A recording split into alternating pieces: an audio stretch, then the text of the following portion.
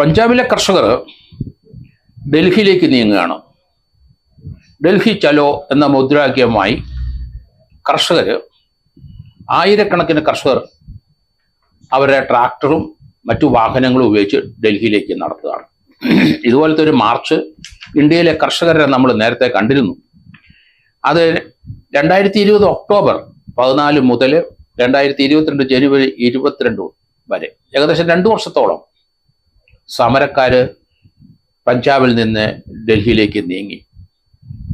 വഴിക്ക് തടയാനായിട്ട് പല ശ്രമങ്ങളും നടന്നു. അതിൽ അങ്ങോട്ടും ഇങ്ങോട്ടും ക്ലാഷ് ഉണ്ടായി. അവരുടെ പല വാഹനങ്ങൾ കത്തിച്ചു. സർക്കാരിൻ്റെ പല സ്ഥാപനങ്ങളും ഇവർ നശിപ്പിച്ചു. എന്തായാലും ആ മാർച്ചിലെ കുട്ടികൾ, സ്ത്രീകൾ, പഞ്ചാബിലെ സ്ത്രീകൾ എല്ലാവരും ഉണ്ടായിരുന്നു.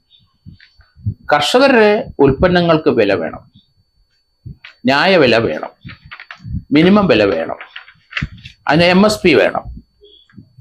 അതിന് ഒരു ഫ്ലോർ പ്രൈസ് ഉണ്ടായിരുന്നു നേരത്തെ, തറവില. നമുക്ക് അത് കേരളത്തിലെ കർഷകരുടെ കാര്യം എടുത്ത് നോക്കിക്കോളൂ. ഇവിടെ നമുക്ക് പല ഉൽപ്പന്നങ്ങൾക്കും വിലയില്ല. റബ്ബർ കർഷകരുടെ കാര്യം ആലോചിച്ചാൽ ഏകദേശം നഷ്ടമില്ലാതെ മുന്നോട്ട് പോകണമെങ്കിൽ 200 രൂപ മിനിമം വേണം. അവര് തന്നെ അധ്വാനിക്കുന്നവരുടെ കാര്യമാണ് ഞാൻ ഈ പറയുന്നത്. അവർ തന്നെ റബ്ബർ വെട്ടി പാലെടുത്ത് ഷീറ്റടിച്ച് കൊടുക്കുമ്പം കർഷകർ തന്നെ ജോലി ചെയ്യുന്നെങ്കിൽ 200 രൂപ എങ്കിലും കിട്ടിയെങ്കിൽ മാത്രമേ എക്സ്പെൻസ് ഇത് മുതലാവുള്ളൂ. പക്ഷേ ഇവിടെ 140 മുതൽ 160 രൂപയിൽ കൂടുതലൊന്നും വില വന്നിട്ടില്ല. ഇവിടെ കർഷകർ പലരും റബ്ബർ കൃഷി ഉപേക്ഷിച്ചു പോകുന്നതാണ് നമ്മൾ കാണുന്നത്. ഒരു 300 രൂപയെങ്കിലും ഇവിടുത്തെ റബ്ബറിന് ലഭിക്കണം എങ്കിൽ മാത്രമേ കേരളത്തിൽ അത് ആശ്രയിച്ച് കളയുന്ന ലക്ഷക്കണക്കിന് കുടുംബങ്ങളുണ്ടെന്ന് നമ്മൾ വിചാരിച്ചോണം. 1-2 ഏക്കറുള്ളവർ അവരുടെ റബ്ബർ വെട്ടി അത് വിറ്റ് അവരുടെ ലേബറാണ് അതിൻ്റെ അകത്ത് ഇൻവെസ്റ്റ്മെന്റ്. അതുപോലെ നാളികേര കർഷകരെ നമ്മൾ ആലോചിക്കണം. ഇതേ അവസ്ഥ തന്നെയാണ് അവിടെ നാളികേരത്തിനും. അതുപോലെ പൈനാപ്പിൾ കൃഷിക്കാര്, അവരും അങ്ങനെയാണ്.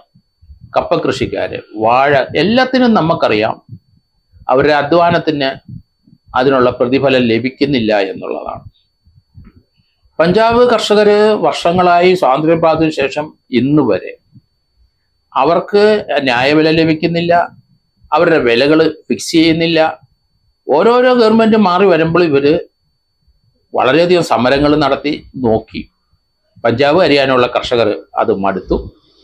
അങ്ങനെയാണ് 2020 മുതൽ 22 വർഷം ഡൽഹി ചലോ അവരവരുടെ വീടുകളിലെ കാറും ട്രാക്ടറും ഉഴുതുമറിക്കുന്ന വലിയ ട്രാക്ടറുകളും അങ്ങനെ പല സാധനങ്ങളുമായിട്ട് കുടുംബമായിട്ട് അവർ നീങ്ങുകയാണ് ഡൽഹിയിലേക്ക്. വഴിക്കെല്ലാം അവർ ആഹാരം ഉണ്ടാക്കി കഴിച്ചാണ് പോകുന്നത്. അവർക്ക് ആഹാരം ഉണ്ടാക്കാനുള്ള അടുപ്പുകൾ, അങ്ങനെയുള്ള വാഹനങ്ങളിലാക്കി എല്ലാവർക്കും ആഹാരം വിതരണം ചെയ്യാൻ സുസംഘടിതമായിട്ടാണ് 2 വർഷം കർഷകർ ഡൽഹിയിലോട്ട് പോയത്. 12ഓളം ജീവൻ അപഹരിച്ചു. വളരെയധികം പേർക്ക് പരിക്കുണ്ടായി. ഒരു കേന്ദ്രമന്ത്രിയുടെ മകനെ ഈ സമരക്കാരുടെ ഇടയിൽ കൂടെ വണ്ടി ഓടിച്ച് 3-4 പേരെ കൊന്നു. അയാളുടെ അപ്പനെ അറസ്റ്റ് ചെയ്തു. അത് കേസ് നടക്കുന്നു. കർഷകരെ ദ്രോഹിക്കുന്ന ധാരാളം ഇടപാടുകൾ നടന്നു. ഇതാ വീണ്ടും കർഷകര്, അന്നത്തെ ടിക്കായത്തൊക്കെ ആയിരുന്നു അതിന്റെ നേതൃത്വം കൊടുത്തോണ്ടിരുന്നത്. അവരൊക്കെ 2 വർഷം കഴിഞ്ഞപ്പോൾ ആ ലീഡർഷിപ്പ് മാറി പുതിയ തലമുറകൾ വന്നു. സർവൻ സിംഗ് പാന്തർ എന്ന ആളാണ് അതിന്റെ ജനറൽ സെക്രട്ടറി. ഏകദേശം 250ഓളം കർഷക യൂണിയൻ പഞ്ചാബിലും ഹരിയാനയുണ്ട്. ഏകദേശം 120ഓളം കർഷക സംഘടനകൾ വേറെയുണ്ട്. അവരെല്ലാം ഒത്തൊരുമിച്ച് നീങ്ങുകയാണ്.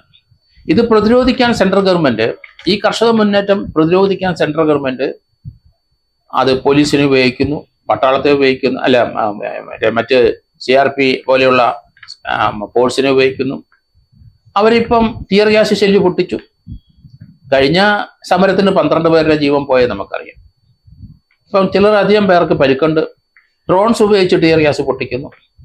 കോൺക്രീറ്റ് ബ്ലോക്കുകൾ ഇവരുടെ വാഹനങ്ങൾ തടയാൻ വേണ്ടി റോഡ് നിറയെ നിർത്തിയിരിക്കുന്നു.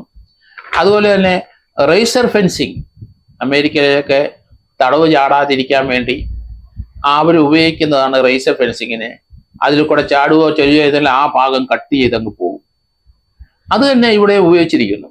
നമ്മൾ ടി വിയിലെല്ലാം കാണുന്നുണ്ട്. വലിയ വലിയ കോൺക്രീറ്റ് ബ്ലോക്കുകൾ 500 മീറ്റർ നീളത്തിൽ അങ്ങ് റോഡ് അടുക്കി ഇരുമ്പ് ചില യൂണിറ്റുകൾ അതേപടി റോഡിൽ കൊണ്ട് ബ്ലോക്ക് ചെയ്തു.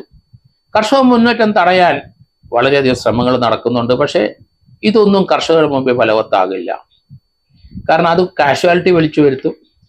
അവർക്ക് ഈ താങ്ങുവില അല്ലെങ്കിൽ ഈ തറവില ഒക്കെ നിശ്ചയിക്കാനുള്ള ചർച്ചകൾ അന്നും നടന്നു. ഇപ്പോഴും ഇന്നലെ വരെ സെൻട്രൽ ഗവൺമെന്റ് പ്രതിനിധികൾ 3 മന്ത്രിമാർ വന്ന് കർഷകരുടെ കാല് പിടിച്ച് ഏതെങ്കിലും ഒത്തുതീർപ്പാക്കാൻ നോക്കി. നേരത്തെ 2 വർഷം മുമ്പ് ഒത്തുതീർപ്പാക്കിയ കാര്യങ്ങളൊന്നും ഇംപ്ലിമെന്റ് ചെയ്തില്ല. അത് കർഷകരെ പറ്റിച്ചിരിക്കുന്നു. ഇപ്പോഴത്തെ മുന്നേറ്റം വളരെ സൂക്ഷിക്കേണ്ടിയിരിക്കുന്ന സെൻട്രൽ ഗവൺമെന്റ്. കാരണം അവരുടെ അവകാശങ്ങൾ ന്യായമാണ്, അത് ഇനി കൊടുത്തേ പറ്റുള്ളൂ. ഇന്ത്യ വലിയ സാമ്പത്തിക ശക്തിയായി വളർന്നു കഴിഞ്ഞിരിക്കുന്നു. കർഷകർക്ക് ഇന്ത്യയിലെ മുഴുവൻ കർഷകരും 90%, 99% ഇന്ത്യയിൽ കർഷകരാണ്. അവരുടെ വരുമാനം കൊണ്ടാണ് ജീവിക്കുന്നത്. എല്ലാവരും പട്ടിണിയിലേക്ക് പോവുകയാണ്. അവര് വിളയിക്കുന്ന സാധനങ്ങൾക്ക് അതിന്റെ ഉൽപാദന ചെലവ് ലഭിക്കണം, കർഷകരുടെ അവരുടെ വേതനം ലഭിക്കണം. എല്ലാം കൂടെ ചേർന്നുള്ള ഒരു വിലയാണ് അവർ പറയുന്നത്. അത് വളരെ ന്യായവുമാണ്. അതിനുള്ള സംവിധാനം ഇപ്പൊ ഇന്ത്യയിൽ ഇല്ല. അതുകൊണ്ടാണ് കർഷകർ ഡൽഹിയിലേക്ക് ചലിക്കുന്നത്. അവര് അതിൽ നിന്ന് പിന്മാറുമെന്ന് തോന്നുന്നില്ല. ആയിരക്കണക്കിന് ട്രാക്ടറുകൾ റോഡിൽ നിറഞ്ഞിരിക്കുന്നു. വലിയ ബുൾഡോസറുകളുമായിട്ട് പൊന്നാലെ ആൾക്കാർ വരുന്നു. കാരണം ബുൾഡോസർ ഉണ്ടെങ്കിൽ മാത്രമേ ഈ കോൺക്രീറ്റ് ബ്ലോക്കിന്റെ മുകളിൽ കൂടെ വാഹനം കടന്നു പോകാനൊക്കെ ഉള്ളൂ. ഇവർക്ക് കർഷകരുടെ ജാഥ മുന്നോട്ട് പോകുള്ളൂ. അതൊരു കൺഫ്രണ്ടേഷന്റെ വഴിയിലേക്ക് കാര്യങ്ങൾ നീങ്ങുകയാണ്.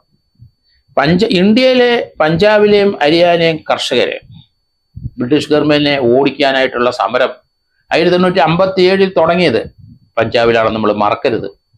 ഭഗത് സിംഗും അതുപോലെയുള്ള ചെറുപ്പക്കാരെ മുഴുവൻ തൂക്കിക്കൊന്നിട്ട് ബ്രിട്ടീഷുകാർ ഇവിടുന്ന് പോയ സ്ഥലം നമ്മൾ മറന്നു പോകരുത്. കാരണം അത്ര അജേയരായ ശക്തരാണ് പഞ്ചാബ് കർഷകര്. അവരുടെ ന്യായമായ ഡിമാൻഡുകൾ വകവെച്ചു കൊടുക്കുന്നതാണ് സെൻട്രൽ ഗവൺമെന്റ് ഇനി നല്ലത്. കാരണം കാര്യങ്ങൾ ഇന്ത്യയുടെ അഖണ്ഡതയ്ക്കുള്ള ഒരു എതിരായിട്ടുള്ള ഒരു നശിക്കാനുള്ള ഒരു നീക്കം പോലെ നമുക്ക് ഇതൊക്കെ തോന്നുന്നുണ്ട്. കർഷകരെ സംഘടിപ്പിച്ച് അവര് വർഷക്കണക്കിന് ഈ സമരം രംഗത്ത് നിൽക്കാൻ വേണ്ടി തയ്യാറെടുപ്പുകയാണ് വരുന്നത്. അവർ ഡൽഹിയിൽ പോയി വളയും. അത് തന്നെയാണ് അവരുടെ നിശ്ചയം. അതിൽ നിന്ന് പിന്മാറാൻ കഴിയില്ല. പിന്മാറ്റാനായിട്ട് സെൻട്രൽ ഗവൺമെന്റ് ഏത് തന്ത്രം പ്രയോഗിച്ചാലും നടക്കാൻ സാധ്യത വളരെ കുറവാണ്. കർഷകർക്കുള്ള ന്യായമായ അവകാശം ഇന്ത്യയിലെ മുഴുവൻ കർഷകർക്ക് കൊടുക്കണം. അതിലേക്ക് സർക്കാർ വരണം. അതിന്റെ സാമ്പത്തിക വശം, വളരെയധികം സാമ്പത്തിക വശങ്ങൾ ഉണ്ടാവും. ആ പ്രശ്നങ്ങൾ മുഴുവൻ പഠിച്ച് 2 വർഷമായിട്ട് പഠിച്ചിട്ടില്ല. ഇനി അത് പഠിച്ചൊരു തീരുമാനം എടുക്കാൻ പറ്റില്ല. ന്യായമായ അവരുടെ അവകാശം അവർക്ക് കൊടുത്തിട്ട് അവരെ പിന്തിരിപ്പിക്കുന്നതാണ് ഏറ്റവും ഉചിതമെന്ന് ഞാൻ കരുതുന്നു. കാരണം ഈ രീതിയിലുള്ള സമരങ്ങൾ ഇന്ത്യയുടെ പല ഭാഗത്തും ഇനി മുളപൊട്ടി അത് സമര രംഗത്തേക്ക് വരും. കാരണം ഡൽഹിയിലേക്ക് പോകുന്നവരെ തടഞ്ഞു നിർത്തിയാൽ വർഷക്കണക്കിന് അവർ റോഡിൽ നിൽക്കും. ആ ഏരിയയിലുള്ള വാഹനങ്ങളുടെ ഫ്ലോ മുഴുവൻ നിൽക്കും. സാമ്പത്തികമായി ഇന്ത്യ അത് തകർക്കും. അതുകൊണ്ട് കർഷകരുടെ ന്യായമായ അവകാശം ഒരു പരിധി വരെ എങ്കിലും എത്ര സാമ്പത്തികമായ പ്രശ്നം ഉണ്ടെങ്കിലും ശരി നടപ്പാക്കുന്നത് നല്ലത്. അതിന്റെ ഗുണം ഇന്ത്യയിലെ എല്ലാ കർഷകർക്കും ലഭിക്കണം. കാരണം എല്ലാ കർഷകരും ഉൽപ്പാദിപ്പിക്കുന്ന ഗോതമ്പായാലും ശരി, അരി ആയാലും ശരി, റബ്ബർ ആയാലും ശരി, ആ സാധനങ്ങൾക്ക് ന്യായമായ വില ഫിക്സ് ചെയ്യുന്ന ഒരു നടപടിയിലേക്ക് പോകണം. സമരക്കാർ പിന്മാറുമെന്ന് എനിക്ക് തോന്നുന്നില്ല. അത് നമ്മുടെ രാജ്യത്തിന്റെ അഖണ്ഡതയ്ക്കെതിരായി ചിലപ്പം നീങ്ങാനുള്ള സാധ്യതയും വളരെ കൂടുതലാണ്. അതുകൊണ്ട് വളരെ ബുദ്ധിപൂർവ്വം ഈ സമരത്തെ നേരിട്ട് അതുപോലെ ഈ സമരത്തിനെ അവരെ പിന്തിരിപ്പിക്കണം. അവരവരുടെ വസതികളിലും കൃഷി സ്ഥലത്തേക്ക് മടക്കണം. അവർക്ക് വേണ്ട ന്യായമായ എത്രയും പെട്ടെന്ന് അത് ഇംപ്ലിമെന്റ് ചെയ്യണം. അവരുമായിട്ട് സംസാരിച്ച് പ്രശ്നം പരിഹരിക്കണമെന്നാണ് എൻ്റെ ഒരു അഭ്യർത്ഥന.